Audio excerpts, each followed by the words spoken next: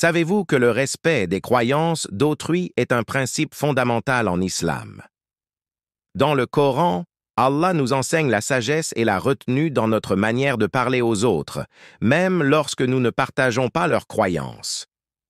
Dans la sourate Al-An'am, verset 108, Allah dit « N'injuriez pas ceux qu'ils invoquent en dehors d'Allah, car ils injurieraient Allah par animosité sans savoir. » Ce verset nous rappelle une règle essentielle. La provocation et l'irrespect n'apportent rien de bénéfique.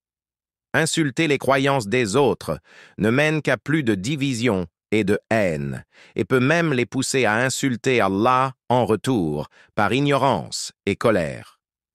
L'islam, une religion de respect et de sagesse. L'islam est une religion qui prône la justice et la bienveillance, même envers ceux qui ne partagent pas notre foi. Le prophète Muhammad, paix et salut sur lui, nous a montré, à travers ses paroles et ses actes, comment répondre à la méchanceté par la sagesse et la patience.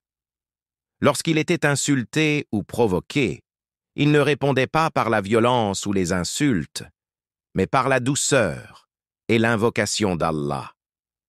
Prenons l'exemple d'un incident bien connu.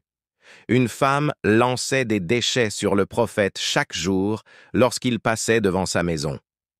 Un jour, elle ne le fit pas. Au lieu de se réjouir ou de se moquer, le prophète s'inquiéta pour elle et alla la voir. Il découvrit qu'elle était malade et lui apporta son aide. Cette attitude noble et bienveillante la toucha profondément, et elle finit par accepter l'islam. L'importance du bon comportement. Nous vivons à une époque où les réseaux sociaux sont un outil puissant de communication. Mais savez-vous que vos mains témoigneront le jour du jugement sur ce que vous avez écrit et partagé? Oui, tout ce que nous disons, écrivons et diffusons sera inscrit et pesé. Avant de partager une insulte ou un message de haine, réfléchissons. Est-ce que cela correspond à l'éthique islamique? Est-ce que cela nous rapproche d'Allah ou, au contraire, nous éloigne de sa miséricorde? Le prophète, paix et salut sur lui, a dit « Celui qui croit en Allah et au jour dernier, qu'il dise du bien ou qu'il se taise. » Bukhari et Muslim. Conclusion. Agissons avec sagesse.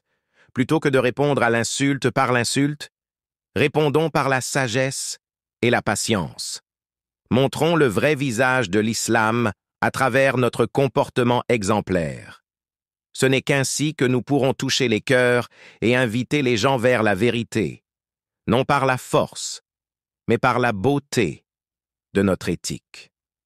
Alors, partagez et republiez cette vidéo, car peut-être qu'un simple rappel peut changer un cœur et guider une âme vers la lumière.